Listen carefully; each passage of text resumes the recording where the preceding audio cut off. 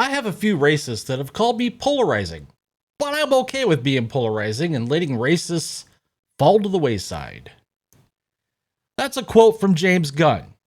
Yeah, that James Gunn, the guy who is currently running the entire DC universe, describing people who didn't like his TV show, by the way. Not critics, not fans with different opinions, people who disagree with his creative choices. Racists. Because apparently in 2025, if you don't like how someone depicted Nazi Earth in a superhero show, you must be a bigot. I mean, obviously. I've got the full context, the interview receipts, and we're going to break down exactly why this strategy keeps blowing up in Hollywood's face. This is going to be good.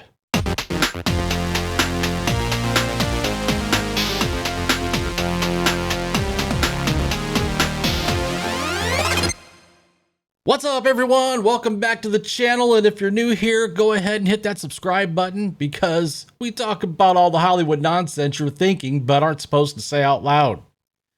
Today we're diving into James Gunn's recent GQ interview, where he decided the best way to respond to criticism of Peacemaker Season 2 was to deploy the old racism card. Because that always works, right? Alright, so let's break it down. Here's the full quote from James Gunn's GQ interview. I have a few racists that have called me polarizing, but I'm okay with being polarizing and letting racists fall to the wayside. People have loved this episode the most, so it's exciting. Now, before anyone says you're taking it out of context, here's the full context. Yes, I read the interview. The question he was asked was this: Peacemaker's become the flagship TV show, the next chapter after Superman, and yet it's as weird and specific as it's always been. Does that delight you as much as it delights me? You guys want to read that again? Or you want me to read it again? I'll read it again.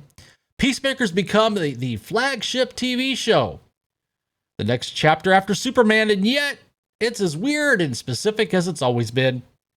Does that delight you as much as it delights me? No mention of racism, backlash, or critics. None. Zero. Zip. Zilch. The interviewer lobbed a softball about the show being weird and specific. And Gunn's response? He volunteers the racist line completely unprompted. No one brought it up. He just decided to go there.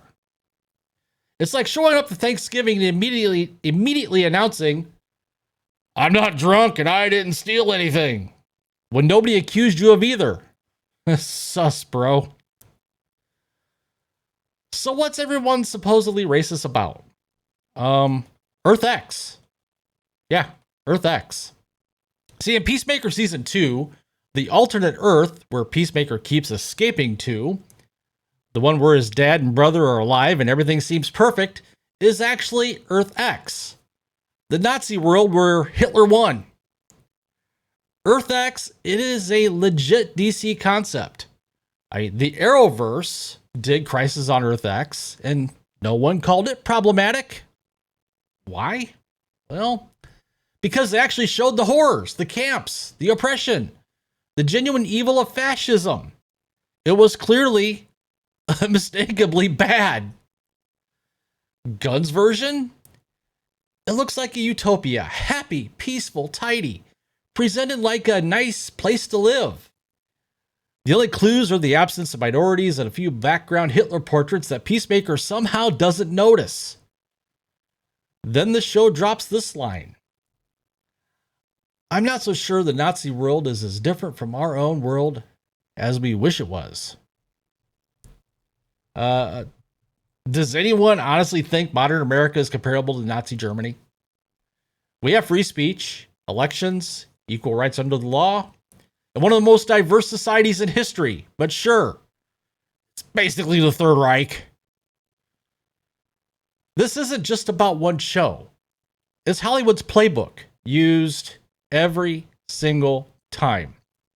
The Acolyte tanks, racist fans. Rings of Power flops, the racist fans. She-Hulk gets mocked. Sexist fans. Any Star Wars underperforms? Toxic fans. What's actually happening? Gunn made creative choices people didn't like. Some found the allegory heavy-handed. Some thought it was clumsy. Some found the America equals Nazi implication offensive and inaccurate. These are legitimate creative criticisms. You can agree or disagree, but they aren't inherently racist. Instead of engaging with critique or ignoring it like a pro, Gunn paints critics with the broadest brush. Racist. It's lazy, defensive, and it cheapens what real racism means. Now, in the same interview, Gunn says, and I quote, "I really do whatever I want with Peacemaker. And in one respect, I do whatever I want with anything because I'm able to make my own choices and I'm my own boss." So, full creative control, free reign, total authorship. But when people don't like the results, suddenly it's about racism in the fan base. Can't have it both ways there, James. Either you're the auteur who owns the choices, or you're the victim of bigoted fans who don't get it. You need to pick a lane, son. Another layer. Gunn reportedly sent the script to Danielle Brooks to ensure she was comfortable with the Nazi world material. That's professional courtesy. It also admits the storyline is sensitive and could be mishandled.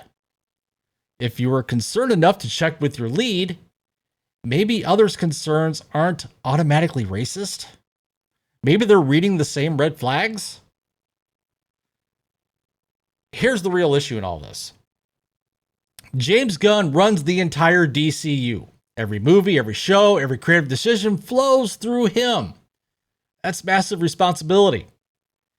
And the plan was to follow Superman, the hopeful, family-friendly icon, with Peacemaker, the hard R series drenched in violence and graphic content. When people question that tonal handoff or criticize the Nazi allegory, they're labeled racists. This isn't about avoiding difficult topics. It's about a creator who made controversial choices, got pushback, and chose to attack the audience rather than defend the work on its merits. Want to see how it's done? Well, look at The Rocketeer.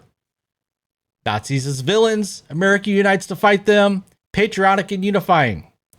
Or Indiana Jones. He punches Nazis and we all cheer. Nazis are as universal villains, not controversial. Nazis as a stand-in for your political opponents? That's lazy, divisive storytelling wrapped in self-importance. Look, Peacemaker Season 2, it's not trending, the ratings are soft, and it's barely registering on Nielsen. Superman may have crossed $600 million worldwide at the box office, but with a $360 million production budget, plus global marketing, that's not a hit, it's a warning sign. The DCU is bleeding momentum before it's even begun, and instead of course correcting or acknowledging feedback, Gunn's solution is to call his critics racist. Cool strategy, bro. Let's see how that works out for you. For the record, now, myself, I don't hate James Gunn. I liked Guardians of the Galaxy. In fact, I liked all three of them. He's talented, but this is a pretty bad look. Kevin Smith once said, "Your job as an artist is to make the art. The audience's job is to have opinions. You don't get to control both." So you want to make controversial content? Great. Be bold. Take risks. But don't act surprised when people react and stop blaming the audience for having opinions. All right, that's it for today. If you made it this far, drop a skull emoji in the comments so I know you watched to the end. And don't forget to like, subscribe, hit that bell, share this video out there with your friends and family, and check out my DCU disaster playlist for more breakdowns. Well, actually, that playlist is under entertainment and culture. Thanks for watching, and remember, having an opinion about a TV show doesn't make you racist. It makes you a viewer. Wild concept, I know.